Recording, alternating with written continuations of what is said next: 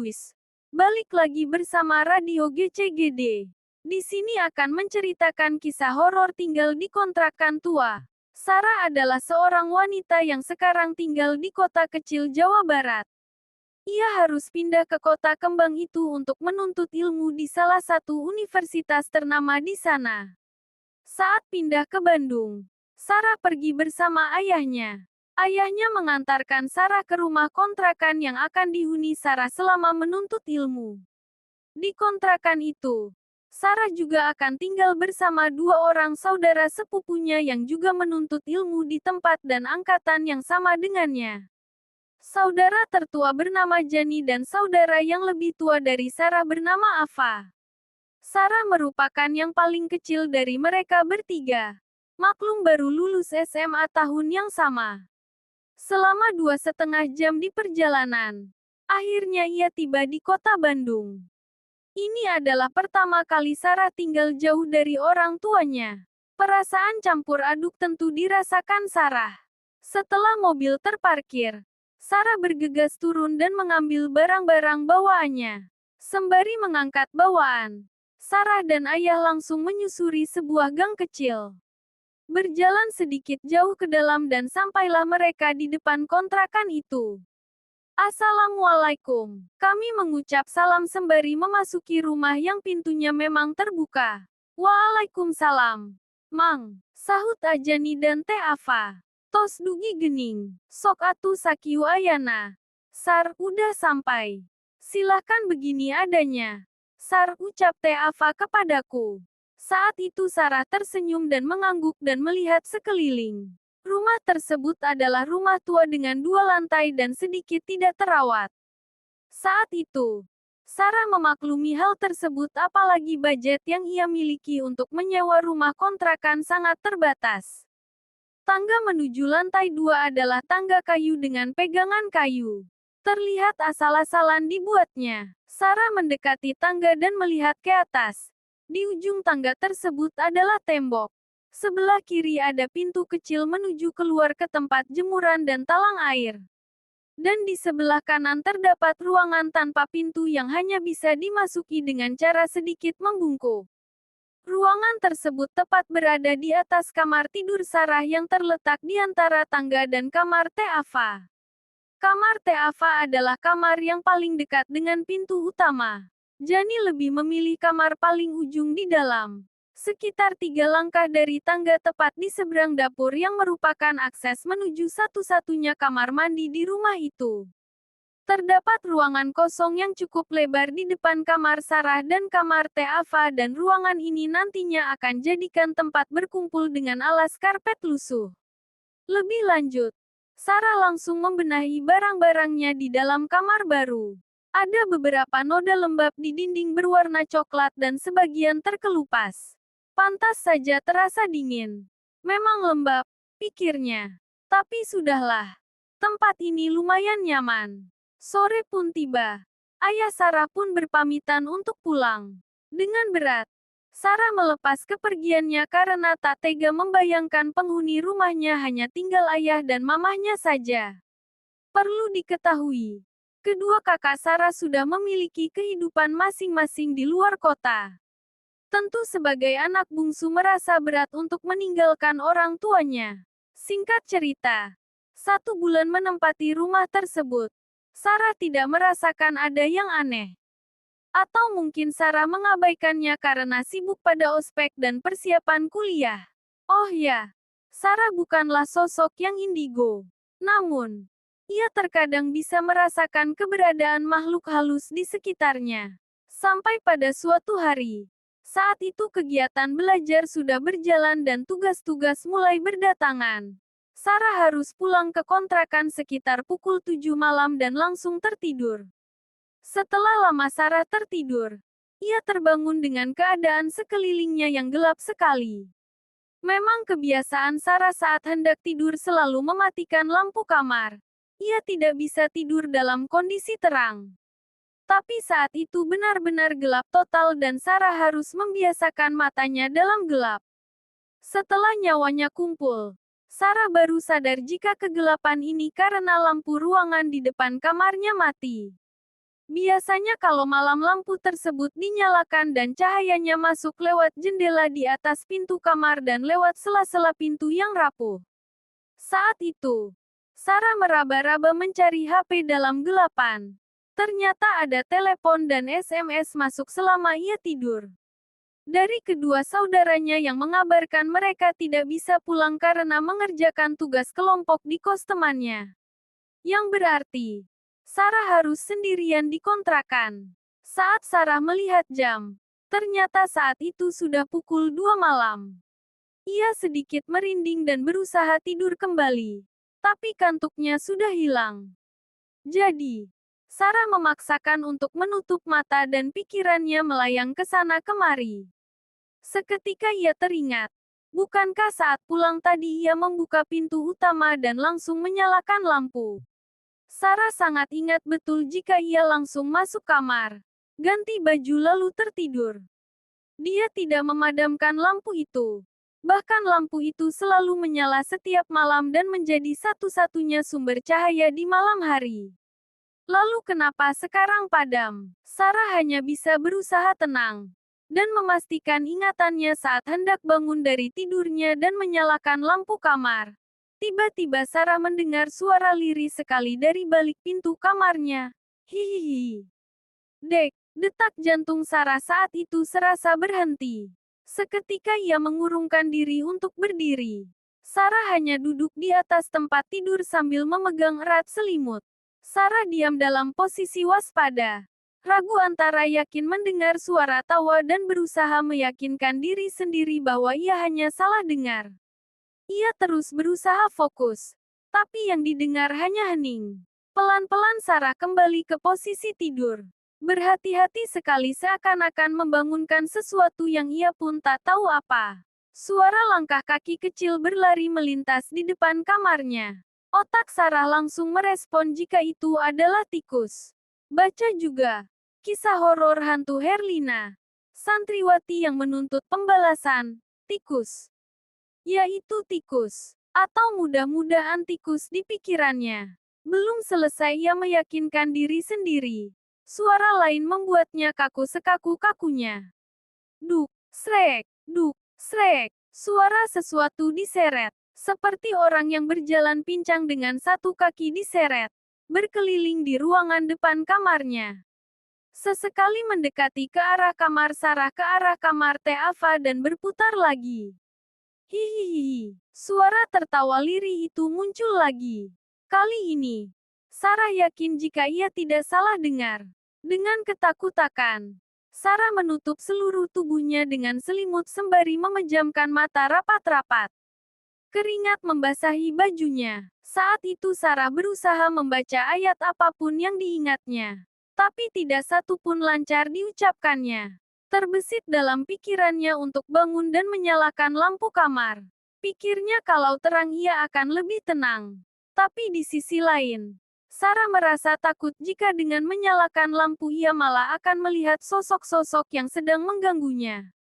Entah berapa lama Sarah diam dalam posisi yang sama. Tidak bergerak dan suara-suara itu tidak kunjung pergi. Ia tidak berani membuka selimut.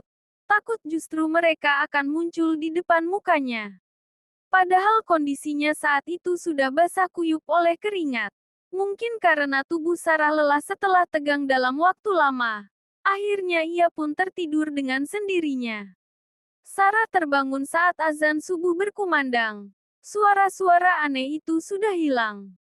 Meski sedikit lega karena ada suara-suara orang di gang berjalan menuju masjid untuk salat subuh. Tapi rasa takut Sarah masih sangat besar. Baca juga. Kisah horor. Teror mimpi buruk yang hilang setelah poster dicabut dari dinding ya. Itu adalah momen pertama Sarah berkenalan dengan penghuni kontrakan. Walau tidak bertatap muka langsung, tapi perkenalan itu membekas hingga sekarang. Ia tidak akan menceritakan kejadian tersebut kepada kedua saudaranya. Bukan apa-apa. Sarah sendiri takut menceritakan ulang saat dirinya masih tinggal di rumah itu. Dan mereka mengontrak selama 1 tahun. Artinya Sarah harus bertahan selama 11 bulan ke depan. Setelah kejadian itu, Ia hanya merasakan beberapa gangguan-gangguan kecil menimpanya seperti barang berpindah tempat sendiri, selimut ditarik saat tidur, atau melihat sekelebat bayangan melintas. Singkat cerita, bulan Ramadan telah datang. Gangguan kecil itu mulai berkurang, meski tidak 100% hilang. Lebih lanjut, Geral adalah tetangga Sarah yang bertempat tinggal di ujung gang. Dia adalah anak band yang gaul dan cocok berteman dengan Sarah karena kepribadiannya yang asyik. Baca juga kisah horor Jangan Mandi Waktu Maghrib. Sosok ini akan hadir sejak pertemuan pertama mereka jadi semakin akrab.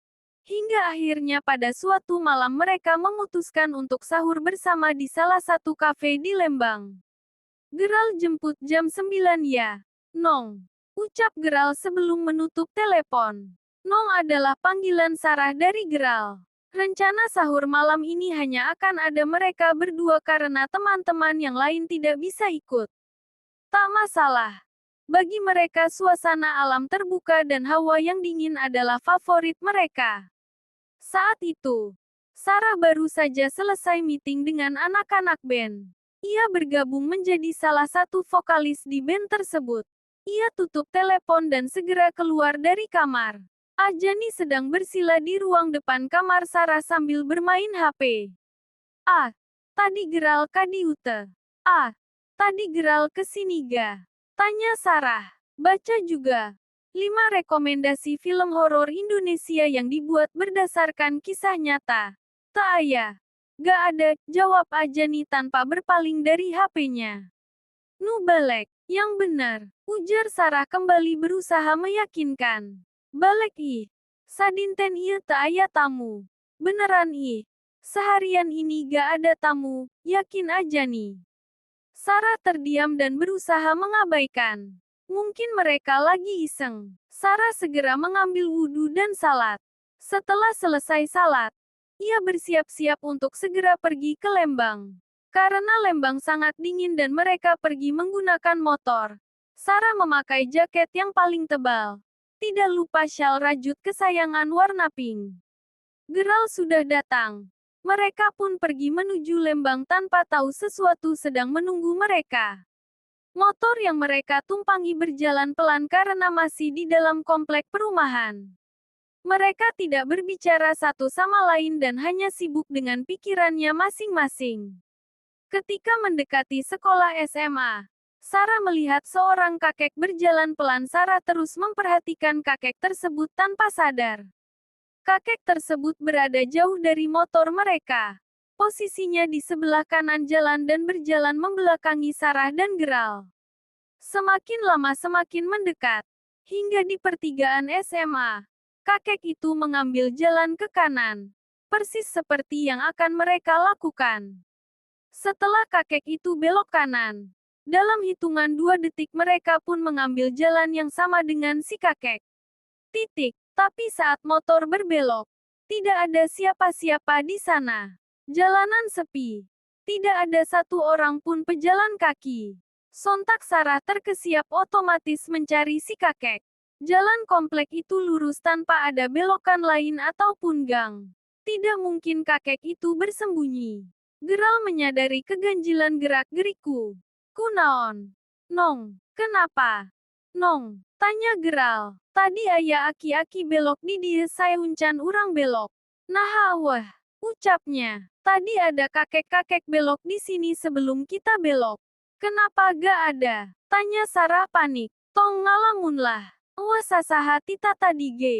Jangan ngelamun. Gak ada siapa-siapa dari tadi juga. Seru Geral. Karena sudah mengalami kejadian aneh hari ini, Sarah mulai terbiasa. Akhirnya ia mencoba membicarakan banyak hal dengan Geral untuk menepis rasa takut sepanjang perjalanan. Jalan menuju Lembang saat itu masih banyak berupa pohon-pohon lebat di kanan kiri jalan. Saat itu, tepat di tanjakan sebelum kafe yang akan mereka datangi, Sarah melihat seekor kucing hitam melintas di tengah jalan dekat sekali dengan lintasan mereka. Tetapi Geral sama sekali tidak memperlambat kecepatan motor. Refleks Sarah menepuk pundak Geral sambil berteriak. Ral, kucing, launan, Ral, kucing, pelanin. Teriak Sarah sedikit tertahan sambil menunjuk-nunjuk kucing tersebut. Siap-siap tutup mata Anda. Tanpa babi bugeral malah tancap gas membuat Sarah sedikit terjengkang. Cicing siah. Nong, wah nanaon. Diem kamu. Nong, gak ada apa-apa, balas geral sewot. Sarah kemudian bengong dan berbalik ke belakang melihat ke arah kucing tersebut duduk dan memang tidak ada apa-apa di sana. Kosong. Dan ia pun sok karena jelas-jelas kucing hitam tadi bukan halusinasi. Lanjut. Mereka pun akhirnya sampai di kafe. Mereka segera turun dan memilih saung dan kemudian memesan Indomie keju kornet. Sarah memesan teh manis panas. Sedangkan Geral memesan kopi. Sebenarnya, saat itu Sarah masih gelisah karena kejadian terakhir. Tapi, mereka sudah sepakat tak mau membahas dan berusaha mencari topik obrolan lain.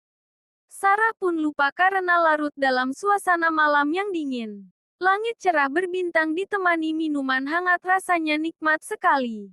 Tak terasa waktu imsak datang. Tanda mereka harus segera pulang agar bisa menunaikan salat subuh. Kami meminta bil. Saat waitress datang menyerahkan bil, dia bertanya. Ah, teh. Bade uiha ayeuna leres. Ah, teh. Mau pulang sekarang ya?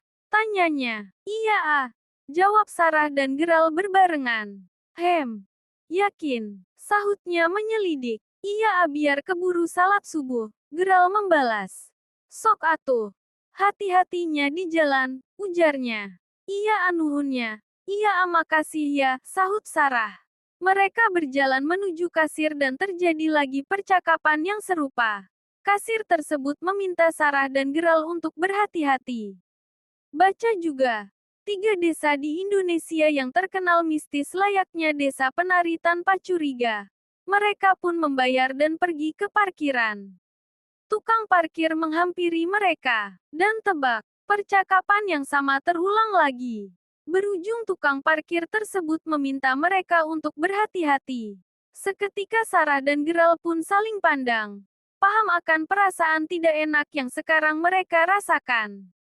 Dan ternyata, beberapa kejadian yang Sarah alami sebelum berangkat hanya intro. Kalau saja ia tidak cuek dan lebih memperhatikan tanda-tanda. Kalau saja Sarah tidak memaksakan pergi setelah mengalami 2 kejadian pertama, Sarah dan Geral tidak akan mengalami kejadian ini. Begitulah cerita dari Radio GCGD. Terima kasih untuk kalian semua. Jangan lupa subscribe, bantu channel ini berkembang ya adik-adik.